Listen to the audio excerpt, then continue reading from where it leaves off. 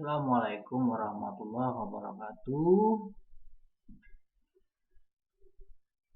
Selamat bertemu kembali di mata kuliah logika dan algoritma pertemuan ketiga. Di pertemuan ketiga ini kita akan membahas tentang flowchart atau diagram alur. Jadi kita akan membahas tentang gambar-gambar yang kita gunakan untuk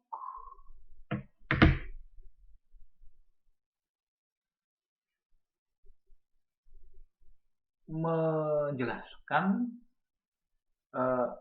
algoritma yang telah kita buat atau algoritma yang akan kita susun.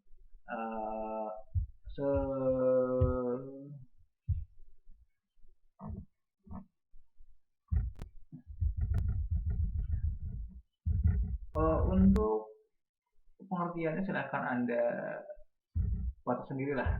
Kemudian untuk simbolnya ada beberapa. Satu itu simbol persegi panjang ini. Persegi panjang itu melambangkan processing. Satu atau beberapa himpunan penugasan yang akan dilaksanakan secara berurutan atau beruntun. Itu nanti simbolnya menggunakan persegi panjang. Kemudian yang kedua nanti simbolnya atau gambarnya adalah jajaran genjang ini ya. Jajaran genjang itu adalah simbol untuk input atau input data yang akan dibaca oleh komputer. Kemudian yang ketiga ini gambar terminal, berfungsi sebagai awalan atau start atau akhiran dari sebuah diagram alur. Ada 1, 2, 3, kita buat lagi. Jajaran yang pertama itu persegi panjang, yang kedua itu input atau output, simbolnya adalah jajaran genjang, yang ketiga itu terminal, simbolnya apa ini ya? kurang paham namanya. Itu untuk awalan dan akhiran dari sebuah proses algoritma kita. Selanjutnya adalah belah ketupat atau kotak keputusan atau decision, berfungsi untuk memutuskan arah percabangan yang akan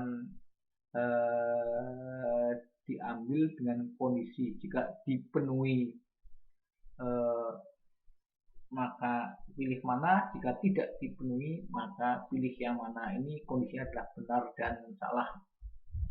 Selanjutnya itu kotak persegi panjang tapi di bawahnya ada garisnya.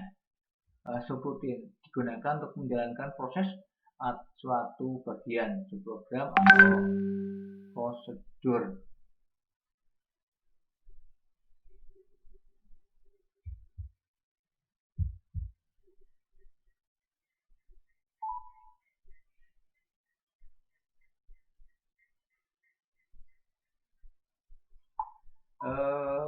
Selanjutnya itu kotak segi 6 atau preparation, digunakan untuk pemberian harga awal. Selanjutnya itu lingkaran kecil atau konektor, digunakan untuk menghubungkan diagram alur yang terputus di mana bagian tersebut masih berada pada halaman yang sama.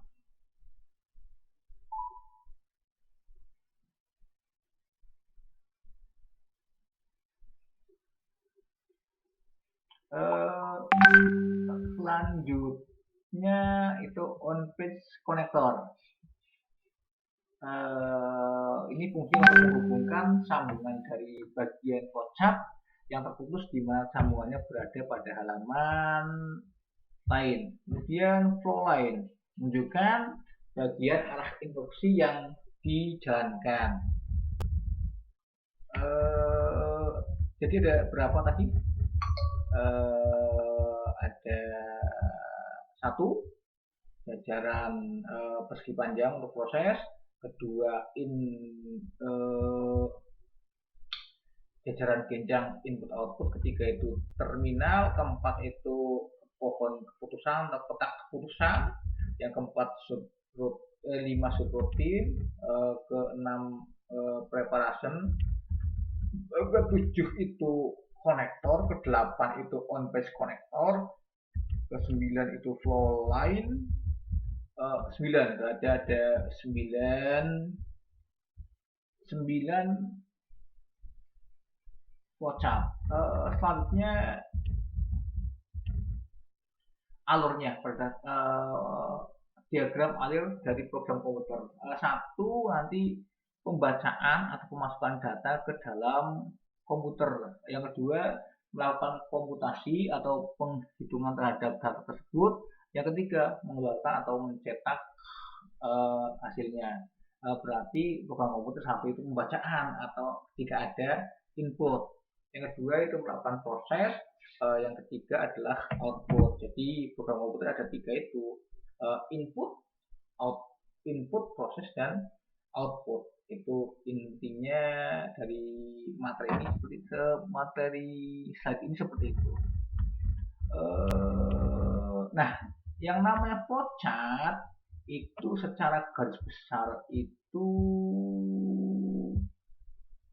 ada tiga, itu kan, struktur sequence, kemudian struktur branching, dan struktur looping. Struktur sequence itu adalah struktur sederhana, digunakan untuk program yang instruksinya secara berurutan. Misalnya ini mulai start, kemudian ada input, kemudian proses, kemudian ada output, dan selesai. Kayak gitu. Ada ini kan start atau mulai, kemudian tanda panahnya, kemudian ini ada input data, kemudian ada proses, kemudian ada proses, kemudian ada output, kemudian ada selesai gitu. Jadi prosesnya sederhana seperti ini. Ada yang pertama itu pembacaan data, pemasukan data, kemudian perhitungan, kemudian mencetak hasilnya. Yang tanda kapsul ini kan berarti proses mulainya. Misalnya ini flowchart untuk menghitung luas segitiga. Nah, ini flowchart untuk menghitung luas segitiga. Satu itu start, kemudian yang proses yang kedua itu masukkan alas, ya kan. Kemudian yang ketiga masukkan tinggi. Kemudian dihitung luas sama dengan alas kali tinggi bagi 2. Yang ketiga adalah cetak luas. Yang keempat selesai. Berarti kan ada 3 proses. Masukkan data, yang kedua itu proses data, yang ketiga adalah tampilkan data. Masukkan alas, masukkan tinggi, hitung luas, cetak luas. Nah, sekarang akan kita bahas secara flowchartnya seperti ini, memang seperti ini, tapi akan kita bahas bagaimana kita membuat luas segitiga ini dengan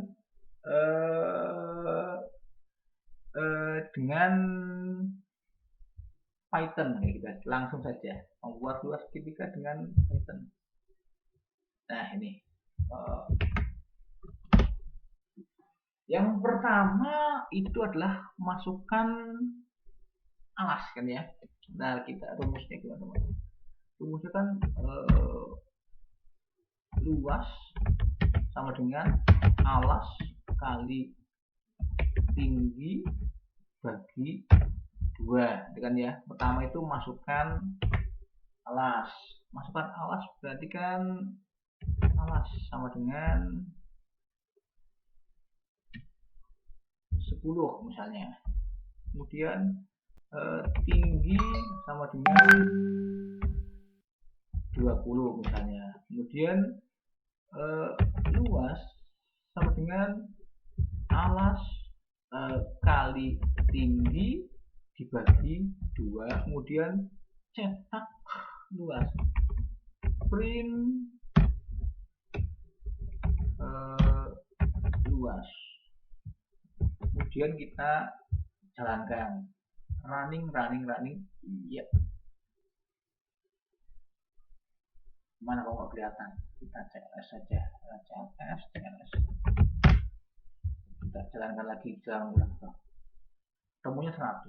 Apa ya 100? 10 kali 20 itu adalah 10 kali 20 itu 30. 300 dibagi 10 kali 20 200. 200 bagi 2 ketemunya 100. Ya benar. Ini kalau sederhana. Bagaimana kalau ketika dijalankan itu orang memasukkan luas, kemudian orang memasukkan input tingginya berapa, kemudian baru dihitung. Ya kalau begitu berarti kita buat inputnya, berarti kan alas sama dengan kita pakai input kan ya, input kemudian masukkan alas misalnya, kemudian input lagi, input masukkan tinggi, kemudian baru di print luasnya. Coba kita coba jadi apa tidak. Jalankan, masukkan alas. Masukkan alas di sini inputnya 10 ya, masukkan tinggi 10, hasilnya trackback. Nah ini ada kekeliruan ini. Masukkan alas sudah betul 10, masukkan tinggi 10, tapi kok tidak bisa di print luas. Nah ini di line 4, 1, 2, 3, 4 ini di line 4 in modul luas alas kali tinggi. Errornya itu karena ini adalah string. Jadi ketika Anda seperti ini string, nah biar ini itu jadi angka, alasnya itu tidak jadi angka, maka kita buat angka. Yang dimasukkan tuh anggap aja angka, integer. Buat integer, kemudian ini, kemudian kita buat integer lagi sini, kemudian coba kita jalankan, kita simpan, kita jalankan jadi apa tidak. Masuk alas, CLS dulu sini lah, saya pilih CLS.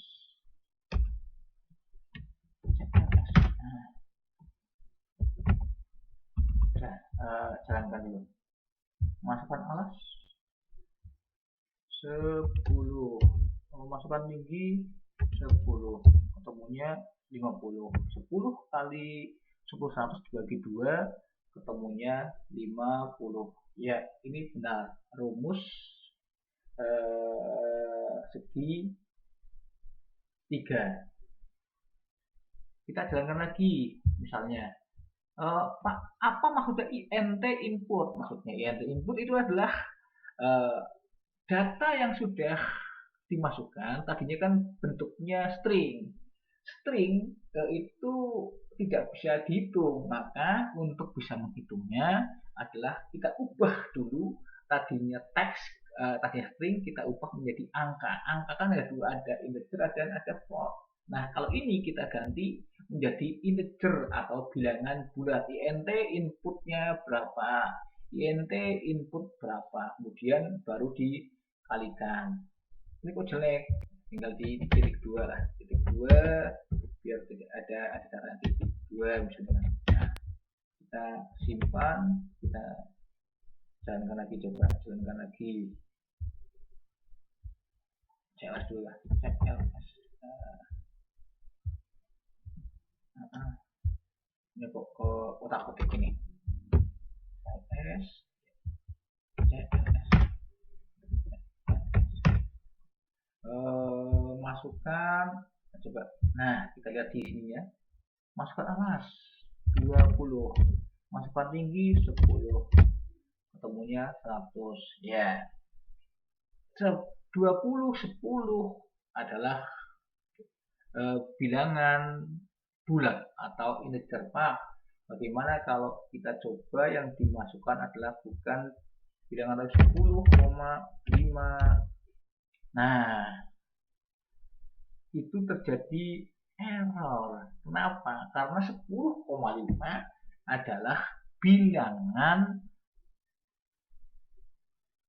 pecahan atau bilangan desimal. Jadi tidak bisa, karena data yang harus dimasukkan adalah bilangan integer. Maka sebaiknya di sini bukan lagi pakai float, tapi tidak pakai integer, bilangan bulat, tapi pakai bilangan pecahan. Pakai float saja pasti aman. Nah, coba kita ganti float. Kemudian kita jalankan lagi 10, sini 10,5 89,4. Nah kan ketemu. Jadi ini rumus segi menghitung luas segitiga,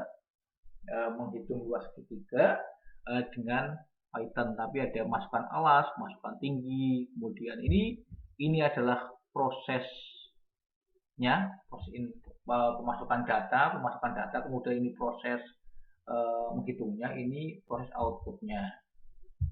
Kita kembali ke sini kan, ada mulai, kemudian masukkan alas, masukkan tinggi, ini luasnya sama alas tinggi bagi 2, kemudian cetak, selesai. Ini adalah flowchart untuk menghitung luas segitiga. Seorang programmer mungkin seperti saya itu membaca ini itu akan lebih mudah.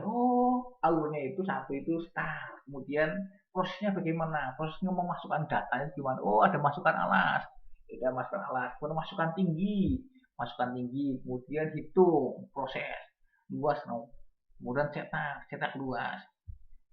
Berarti kan ketika di sininya, bukan kita di sini tadi kita CLS. Nah, ini kan pertama masukkan alas, ini kan masukkan alas dari float, input, masukkan alas, masukkan tinggi, float, input, masukkan tinggi, kemudian dihitung luas sama dengan alas tinggi bagi 2, kemudian print luas, selesai, sudah.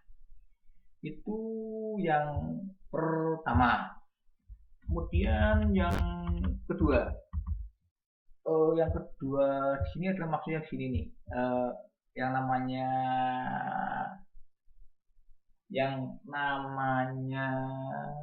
flowchart itu kan ada 3 kan, struktur sequence, struktur branching, dan struktur looping. Yang kedua nanti ini struktur branching digunakan untuk program yang menggunakan pemilihan atau menyeleksi kondisi, contohnya menentukan bilangan genap dan ganjil. Strukturnya seperti ini. Ini yang mulai, ini yang mengakhiri. Kemudian pertama pasti ini masukkan bilangan, ya kan? Masukkan bilangan, kemudian diproses bilangan ini bagaimana, kemudian proses balik masukkan bilangan misalnya satu. Satu itu diproses dipikir satu itu genap atau ganjil ya. Kalau genap berarti sini genap, kalau ganjil berarti ke sini, ya kan? Hasilnya ini genap, hasilnya ganjil. Kalau genap itu ke sini, kalau ganjil ke sini, setelah itu selesai kayak gitu. Nah ini kok belum kok sini.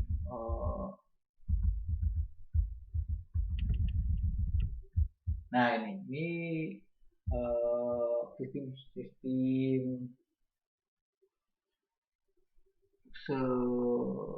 mesti kedua ini. Satu, masukkan sebuah bilangan, kemudian bagi bilangan tersebut dengan 2. Jika sisa pembagiannya 0, maka bilangan tersebut adalah bilangan ganjil genap.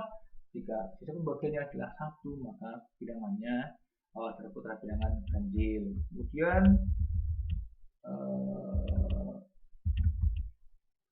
algoritmanya seperti ini. Nanti untuk bilangan genap ganjil akan saya bahas di pertemuan kedua. Sekian dulu. Assalamualaikum warahmatullahi wabarakatuh.